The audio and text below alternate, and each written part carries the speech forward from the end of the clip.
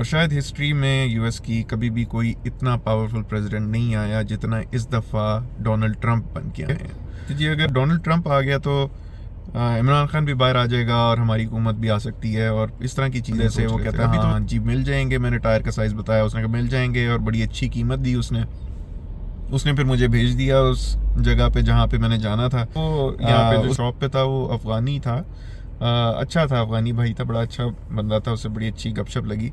उससे मैंने कहा कि यार वो किधर है इरफान जिससे मेरी बात हो रही थी। कहता है वो तो अफ़गानिस्तान में बैठा हुआ है। आप ये अंदाज़ा लगाएं कि मैंने 4 टायर मैंने अपनी गाड़ी के चेंज किए और एक दूसरी मेरे कज़न की गाड़ी थी उसके 2 टायर चेंज करने थे, वो भी चेंज किए। आप लोगों के लिए भी मैं यही गुजारिश करने लगा था जो पाकिस्तान में बैठे हुए हैं कि भाई ऑनलाइन काम बहुत ज़्यादा है। इतनी ये जो जुगाड़ी बन के करने की कोशिश करते हैं उसको छोड़ें, आप प्रॉपर तरीके से इस तरह के काम करें। उस बंदे ने $650 के उसमें से वो $50 भी कमा लिया होगा ना, तो यार यकीन करें। एक तो ये कि आपको शायद पता होगा कि रिसेंटली इन्होंने यहाँ पे बड़ी सख्ती कर दी है इमिग्रेंट्स के लिए। इमिग्रेंट्स यानी कि वो जो टेम्पररी वीज़ाज पे आते हैं यहाँ पे और कोशिश करते हैं कि यहाँ पे पक्के रुक जाएं, उनके लिए बड़ी मुश्किलात हो गई हुई हैं यहाँ पे।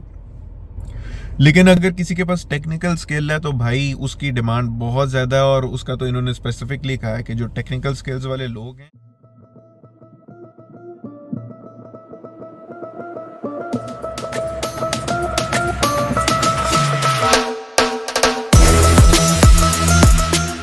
अस्सलाम वालेकुम ख़वातीन व हज़रात, उम्मीद है आप सब खैर खैरियत से होंगे। मैं भी अल्हम्दुलिल्लाह खैर खैरियत से हूँ। और डोनाल्ड ट्रंप आखिरकार यूएस के दोबारा से प्रेसिडेंट बन गए हैं, जो कि आज से 1.5 साल पहले कोई सोच भी नहीं सकता था।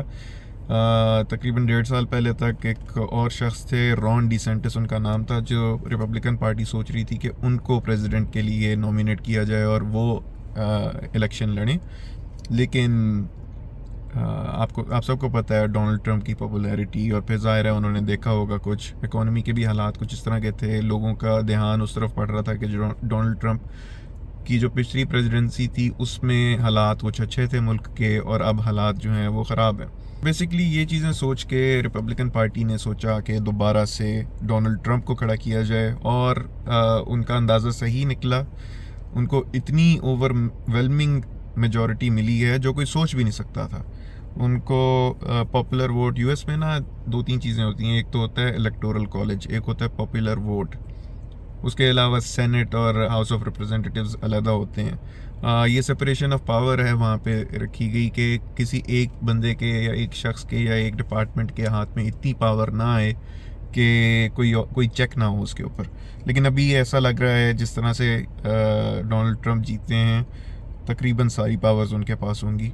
और शायद हिस्ट्री में यूएस की कभी भी कोई इतना पावरफुल प्रेसिडेंट नहीं आया जितना इस दफ़ा डोनाल्ड ट्रंप बन के आए हैं। पॉपुलर वोट जो होता है वो इस तरह से है कि यूएस में ये ज़रूरी नहीं है कि अगर आपको 50% से ज़्यादा वोट मिल जाए तो आप प्रेसिडेंट बन जाएंगे। 2016 में हिलरी क्लिंटन को जो वोट्स मिले, टोटल वोट जो मिलते हैं ना, टोटल पूरे मुल्क से जो वोट मिलते हैं, वो हिलरी क्लिंटन को डोनाल्ड ट्रंप से ज़्यादा मिले थे। लेकिन इनका एक सिस्टम है इलेक्टोरल कॉलेज का, वो मैं आपको पूरा एक्सप्लेन नहीं कर सकता यहाँ पे। जो इलेक्टोरल कॉलेज के वोट्स होते हैं वो ज़्यादा डोनाल्ड ट्रंप को मिल गए थे, जिसकी वजह से वो प्रेसिडेंट बन गए। इलेक्टोरल कॉलेज एक्चुअली जीतना होता है आपने, पॉपुलर वोट की उस तरह से वैल्यू कोई नहीं होती।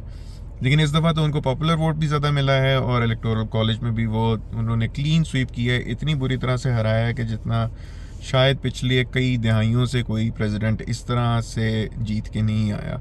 पूरी दुनिया की फॉरेन पॉलिसीज़ जो होती हैं वो चेंज होती हैं, इंटरनल पॉलिसीज़ भी चेंज होती हैं। जब यूएस का कोई नया प्रेसिडेंट आता है उससे बड़ा फ़र्क पड़ता है, और स्पेशली जब डोनाल्ड ट्रंप आए हैं तो इससे तो बहुत ज़्यादा फ़र्क पड़ेगा। सारी दुनिया को पता है उनकी सोच जो है वो बड़ी मुख्तलिफ़ किस्म की सोच है, अनप्रिडिक्टेबल है, कुछ पता नहीं होता कि क्या होगा क्या नहीं होगा। लेकिन चलें, आप दुनिया के किसी भी मुल्क की न्यूज़ इस वक्त देखें ना, आप अफ्रीका के किसी सबसे पसमानदा मुल्क की न्यूज़ देखें जिसका आपने नाम भी नहीं सुना होगा, या आप किसी यूरोपियन कोई बहुत बड़ी इकोनॉमी की न्यूज़ देखें, आप कहीं पे भी देखें, हर कोई डरा भी हुआ है और हर किसी को ये पड़ी हुई है कि हमारे साथ क्या होगा, हमारे साथ क्या होगा। वो तो पता चलेगा, वक्त के साथ पता चलेगा। अभी तो कोई प्रेडिक्ट नहीं कर सकता कि क्या होगा। आप सोच सकते हैं कि ऐसा होगा वैसा होगा। मैं तो पाकिस्तान के हिसाब से बात करने लगा था कि जी जिस तरह वहाँ पे लोग बहुत सारे सोच रहे थे, मैं वाकई देख भी रहा था ये कि जी अगर डोनाल्ड ट्रंप आ गया तो इमरान खान भी बाहर आ जाएगा और हमारी हुकूमत भी आ सकती है, और इस तरह की चीज़ें सोच रहे थे। अभी तो उसने सोचना भी नहीं है पाकिस्तान के बारे में, उसको क्या ज़रूरत है अभी पाकिस्तान के बारे में सोचने की। सबसे पहले तो उसने अपने मुल्क को ठीक करना है, वो अपने मुल्क के लिए आया है। और पहले भी मेरा यही ख्याल होता था, 2016 में भी जब वो बन के आया था तो दुनिया बड़ा शोर मचा रही थी कि जी ये किस तरह का प्रेसिडेंट आ गया। तो भाई वो उनके मुल्क के लिए आया है प्रेसिडेंट, वो उसने सबसे पहले अपने मुल्क को देखना है। ज़ाहिर है उस मुल्क के लोगों ने उसको चुना है, तो ठीक है वो प्रेसिडेंट बने और वो अपने मुल्क की पॉलिसी चलाए, और बाकी सबको जो है वो उसके मुताबिक अपने आप को एडजस्ट करना पड़ेगा। या अगर अपनी फॉरेन पॉलिसी अलहदा से कुछ लेके चल सकते हैं, उनसे हट के चल सकते हैं तो चलें। आपको क्या ज़रूरत है इतना सोचने की कि जी वो कुछ करेगा आप लोगों के लिए। वो करे ना करे, आप सब छोड़ दें। आप अपना एक सॉवरेन कंट्री है पाकिस्तान, या बाकी भी मुल्क, इंडिया हो गया, बांग्लादेश हो गया, यूरोपियन कंट्रीज़ हैं, साउथ अमेरिकन कंट्रीज़ हैं, जो भी जितने भी मुल्क हैं वो सारे सॉवरेन नेशंस हैं। वो अपनी मर्ज़ी से करें जो भी करना है। इनको इस चीज़ की क्या परवाह कि वहाँ पे क्या करना है क्या नहीं करना है। उन्होंने तो सबसे पहले अपना मुल्क देखना, जिस तरह हर कोई अपना मुल्क सबसे पहले देखता है। बहरहाल जी ये तो सारी बातें होती रहेंगी। पॉलिटिक्स को क्या करना है इतना ज़्यादा डिस्कस करके। मैं आज आप लोगों से जिक्र करने लगा था जी, मैं आज गया था टायर चेंज करवाने अपनी गाड़ी के। यहाँ कनाडा में मिसिसागा में ही एक दुकान थी। फेसबुक पे जी वो उसका ऐड लगा हुआ था, फेसबुक मार्केट प्लेस पे। वहाँ पे बात की बंदे से, वो कहता है हाँ हाँ जी मिल जाएंगे। मैंने टायर का साइज़ बताया, उसने कहा मिल जाएंगे, और बड़ी अच्छी कीमत दी उसने फिर मुझे भेज दिया उस जगह पे जहाँ पे मैंने जाना था। उसने कहा कि जी उधर ये फ़लानी जगह पे ये शॉप है, इधर पहुँच जाएं और वहाँ पे ये बंदा होगा, उससे बात कर लें। उससे मैंने बात कर लिया, आपको टायर मिल जाएंगे। तो मैंने कहा चलो ठीक है। मैं उधर गया, वहाँ पे बंदा मिल गया, टायर भी मिल गया, टायर उसने चढ़ा भी दिया। मैंने उससे पूछा अच्छा वो जो लड़का जिससे मेरी फेसबुक पे बात हो रही थी उसका नाम था इरफान। तो यहाँ पे जो बंदा था, लड़का था, वो यहाँ पे जो शॉप पे था वो अफ़गानी था। अच्छा था, अफ़गानी भाई था, बड़ा अच्छा बंदा था, उससे बड़ी अच्छी गपशप लगी। उससे मैंने कहा कि यार वो किधर है इरफान जिससे मेरी बात हो रही थी। कहता है वो तो अफ़गानिस्तान में बैठा हुआ है। बड़ी हैरत की बात थी। उस वक्त मैं परेशान हो गया। हालांकि मैं ये सोच रहा था यहीं पे कहीं पे होगा, हो सकता है उसकी कोई और शॉप हो, वहाँ से वो मुझे ये कह रहा हो कि मिसिसागा वाली शॉप पे चले जाओ।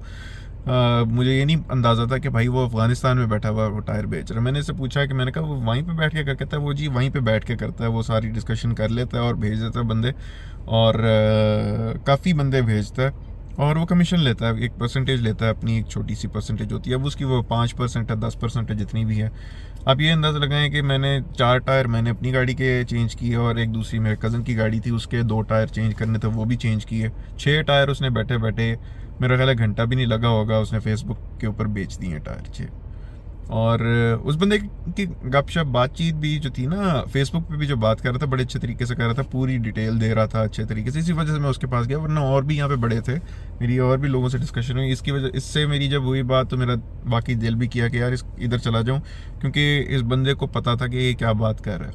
उसको टायर का अंदाज़ा था, उसको गाड़ी का अंदाज़ा था, हर चीज़ का अंदाज़ा था। लेकिन वो अफ़गानिस्तान में बैठा हुआ है और वो कर रहा है और अपना कमीशन ले रहा है, और वो इसी तरह पैसा कमाता है। आप लोगों के लिए भी मैं यही गुजारिश करने लगा था जो पाकिस्तान में बैठे हुए हैं, कि भाई ऑनलाइन काम बहुत ज़्यादा हैं, इतने काम हैं। ये जो जुगाड़ी बन के करने की कोशिश करते हैं उसको छोड़ें, आप प्रॉपर तरीके से इस तरह के काम करें। अब उस बंदे ने मुझसे $650 के टोटल टायर उसने लिए हैं, इतने के पड़े हैं 6 टायर $650 के। उसमें से वो $50 भी कमा लिया होगा ना, तो यार मैं कहता हूँ, और कमाया होगा उसने, इतना हो सकता है ज़्यादा ही कमाया हो। $50 भी अगर उसने कमा लिए ना इससे, तो घंटे का काम भी नहीं था और $50 कमा लिया, और वो करता रहता है ये काम। दिन के वो 3-4 कस्टमर तो भेजता होगा उसको, चलो 3-4 नहीं तो 1-2 तो भेजता ही होगा ना।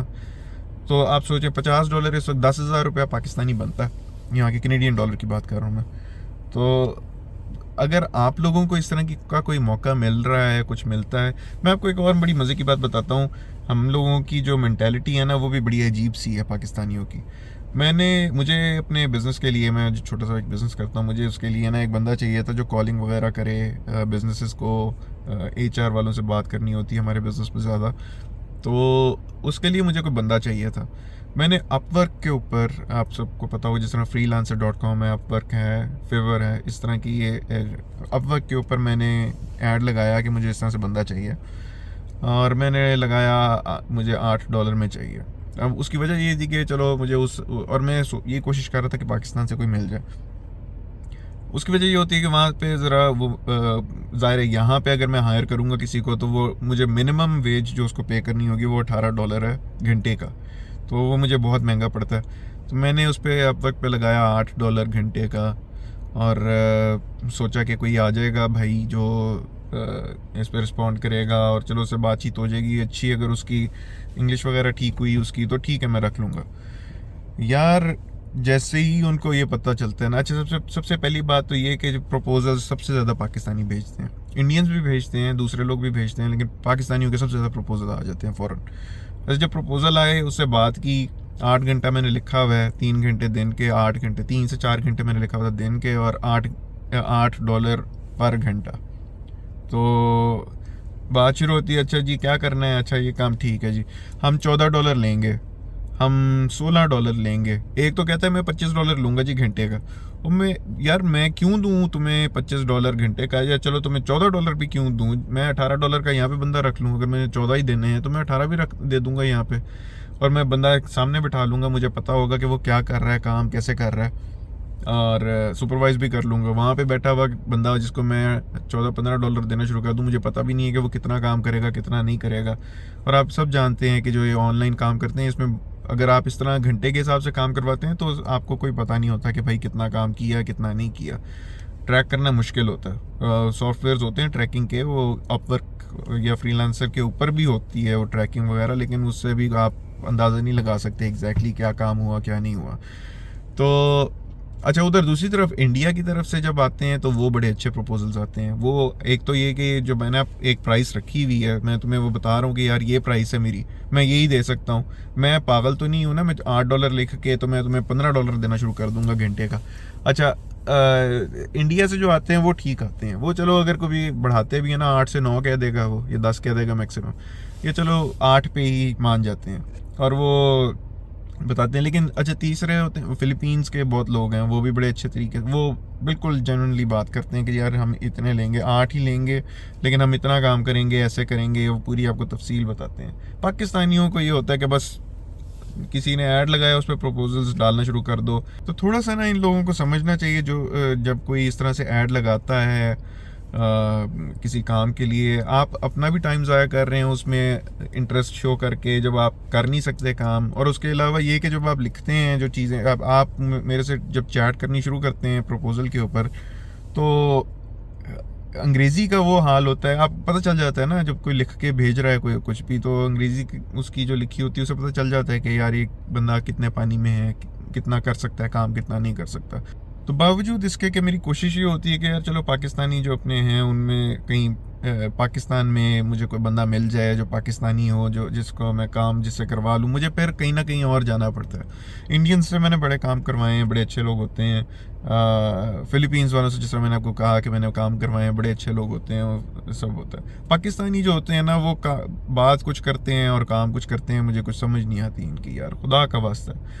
दूसरा ये है कि भाई पाकिस्तान वालों कोशिश करके ना, पहले ही तुम हालात जो हैं बड़े ख़राब हुए हुए हैं वीज़ाज़ के, क्योंकि पाकिस्तानियों को वीज़ाज़ नहीं मिल रहे बाहर के। मैं आए दिन देख रहा होता हूँ रिपोर्ट्स, वीज़ाज़ नहीं मिल रहे बिल्कुल भी जी बाहर के, किसी भी जगह के अब तो वीज़े नहीं मिल रहे। दुबई का इतना आसान वीज़ा होता तो मुझे याद है, मैं 3-4 दफ़ा गया हूँ पाकिस्तान से दुबई, तो वो तो ये होता था कि यार किसी वो सामने एक ट्रैवल एजेंट था, उसको जाके मैंने अपना सिर्फ पासपोर्ट की फ़ोटोकॉपी एक देनी होती थी, और 2 दिन के अंदर वीज़ा भी आ जाता था, सारा कुछ हो जाता था, पैसे देने होते थे। अच्छा, पैसे भी बाद में लेते थे।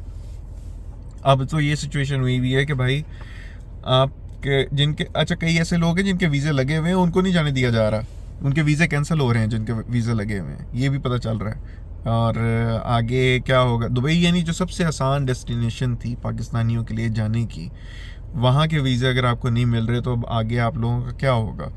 मैं 2019 में पाकिस्तान से निकला था, मैंने इमिग्रेशन अपनी की थी कनाडा की, और यही चीज़ें सोच के की थी, सच्ची बात है कि यार एक पासपोर्ट ऐसा एक होना चाहिए जो आपकी थोड़ी सी इज्जत हो।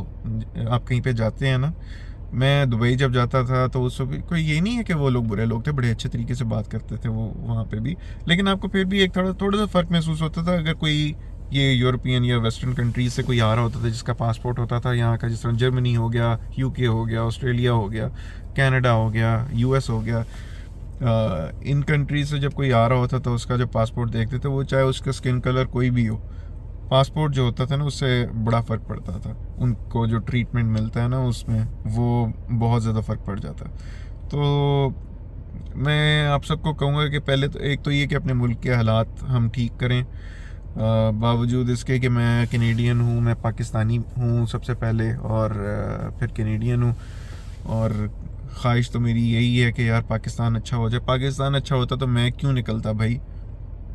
मैंने तो ये सोचा हुआ था, मैंने ये अपनी ज़िंदगी में सोचा हुआ था 2017 तक, मेरा ये इरादा 100% था कि मैंने अपनी सारी ज़िंदगी पाकिस्तान में गुजारनी है, मैंने पाकिस्तान से नहीं जाना। लेकिन उस वक्त जब हालात ख़राब होने शुरू हुए तो उस वक्त मुझे अंदाज़ा हो गया कि यार ये अगर मैं यहाँ पे और 10 साल रह गया ना तो शायद मैं बहुत पीछे चला जाऊँगा। मुल्क तो बेचारा जा ही रहा है, मैं भी चला जाऊँगा। उससे बेहतर ये है कि मैं कहीं बाहर चला जाऊँ और कुछ अपने हालात बेहतर करके उसके बाद फिर से देखेंगे, कोशिश करेंगे, अपने अच्छे हालात हो गए तो वापस आ जाएंगे। तो अभी भी यही ख्वाहिश है कि भाई हमारे मुल्क के हालात अच्छे हो जाएं और हम वापस आ जाएं, वहाँ आके काम करें। हमें क्या ज़रूरत है कि अपने मुल्क से इतने हज़ारों किलोमीटर दूर बैठ के, अपनों से दूर बैठ के यहाँ पे आके मेहनत वही वाली कर रहे हैं जो हमने वहाँ पे करनी थी, और यहाँ पे हम बहुत बेहतर हालात में जी रहे हैं। तो कोशिश करके अपना स्किल सेट जो है वो बेहतर करें यार। कोई जो हाथ से करने वाले काम है ना उनमें उनको सीखें, सर्टिफिकेशंस लें, इस तरह के डिप्लोमास लें। ये जो टेक्निकल चीज़ें हैं ना, मिसाल के तौर पे वेल्डिंग, इसमें डिप्लोमा लें, प्लम्बिंग में डिप्लोमा लें, आप मैकेनिक का डिप्लोमा लें। इस तरह के डिप्लोमास लेके आप इधर आएँ यार। यकीन करें, एक तो ये कि आपको शायद पता होगा कि रिसेंटली इन्होंने यहाँ पे बड़ी सख्ती कर दी है इमिग्रेंट्स के लिए। इमिग्रेंट्स यानी कि वो जो टेम्पररी वीज़ाज़ पे आते हैं यहाँ पे और कोशिश करते हैं कि यहाँ पे पक्के रुक जाएं, उनके लिए बड़ी मुश्किलात हो गई हुई हैं यहाँ पे।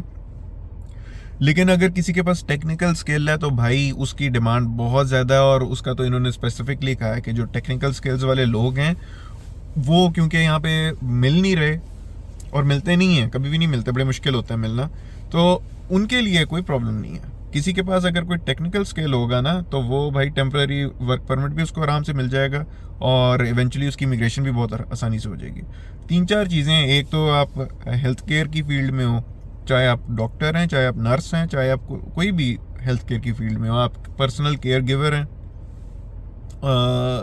अगर आप हेल्थ केयर फील्ड में है तो आपकी जॉब बड़ी आसानी से एक तो यहाँ पे आपको मिलेगी, पैसा भी उसमें सब बहुत ज़्यादा अच्छा होगा, और आपकी इमिग्रेशन यानी कि आपका जो परमानेंट रेजिडेंस और उसके बाद फिर सिटीजनशिप है वो बहुत आसान होगी। दूसरी तरफ अगर आप किसी टेक्निकल स्किल में, जो मैंने आपको बताया कि आप मशीनिस्ट बन जाते हैं, जिसको खरादिया भी कहते हैं पाकिस्तान में, लेकिन प्रॉपर तरीके से, यानी अगर आपने डिप्लोमा उसमें किया हो, कुछ सर्टिफिकेशन आपने ली हो, या फिर दूसरे जो काम है प्लम्बिंग हो गया, वेल्डिंग हो गया, मैकेनिक का काम हो गया, ये सारी चीज़ें जो होती हैं इसके अंदर इतना पैसा है यहाँ पे कि आप सोच भी नहीं सकते। नौकरी वाला जितना मर्जी अच्छा हो जाए, यहाँ पे आप किसी बैंक में आप एवीपी लग जाएं, आप किसी भी लेवल पे पहुँच जाएं, आप उतना नहीं कमाएंगे जितना वो जो हाथ से काम करने वाला बंदा है ना वो बेसिक लेवल पे कमा रहा होगा। तो एक और मैं आपको उसकी छोटी सी मिसाल दे देता हूँ। एक मैकेनिक मेरे पास आया जब मैं बैंक में था, उसके अकाउंट में तकरीबन कोई $2.25 लाख, 2.5 लाख, $2.25 लाख के करीब पड़ा हुआ था। तो मैंने ये सोचा कि यार शायद ये ना इसने कोई घर बेचा है अपना, या कोई चीज़ बेची है, या कोई इनहेरिटेड पैसा है या कुछ है इस तरह का। तो मैंने उससे पूछ लिया कि किस तरह से आया ना। उसने मुझे बताया कि पिछले मेरे ख्याल 4 साल की उसकी सेविंग थी टोटल, जो वो काम करता है, यानी महीने का वो 20 से 25 हज़ार डॉलर कमाता है और उसमें से सेव करता है पैसे। अंदाज़ा लगाएं आप कि कितना पैसा वो लोग कमाते हैं और कितनी उन लोगों की सेविंग है। सबसे अच्छी ज़िंदगी है उनकी। इसलिए यहाँ पे देखें ट्रक ड्राइवर्स हैं, उनको बहुत पैसा कमाते हैं। ट्रक ड्राइविंग एक तो यहाँ पे एक बड़ा बाइज़्ज़त वो प्रोफेशन कंसिडर किया जाता है, और दूसरा ये कि उसमें पैसा बहुत ज़्यादा है। तो इस तरह की जो चीज़ें हैं ना वो यहाँ पे बहुत ज़्यादा मायने रखती हैं और उनकी बहुत ज़्यादा वैल्यू है। पाकिस्तान की तरह नहीं कि वो कोई इस तरह का काम कर रहा हो तो उसको कमी कहना शुरू कर देना या कुछ कर देना। हम तो अपनी आकड़ में ही रह गए हैं और अपनी आकड़ जो है हमारी वो ख़त्म नहीं होती। आज तक उसी तरह से बैठे हुए हैं। गांव में चले जाओ तो कुछ चौधरी साहब होते हैं जिन्होंने अपनी फसलों का थोड़ा बहुत काम करना है, उसमें भी सारा पैसा उसी के अंदर लगा देना है, पल्ले कख नहीं होना, लेकिन काम नहीं करना प्रॉपर कोई तरीके से। खैर जी, अल्लाह खैर करेगा। पाकिस्तान की बेहतरी के लिए दुआ करते हैं। मैं तो ये अफ़गानी भाई जो है उसकी उस महारत पे, उसकी मैं यानी विजन पे मैं बड़ा हैरान हुआ। आज तो मैंने सोचा कि ये भी आप लोगों को वाक़या बताऊं और आप लोगों को थोड़ा सा मोटिवेट करूं कि यार ये इस तरह के काम हो जाते हैं, बड़ी आसानी से हो जाते हैं इस तरह के काम। तो चलें जी, अल्लाह खैर करे। आप सब अपना ख्याल रखें। इंशाल्लाह आप लोगों से दोबारा मुलाकात होगी, दोबारा बात होगी। मैं अब चलता हूँ घर। अल्लाह हाफिज़। Everybody knows that you really do. Everybody knows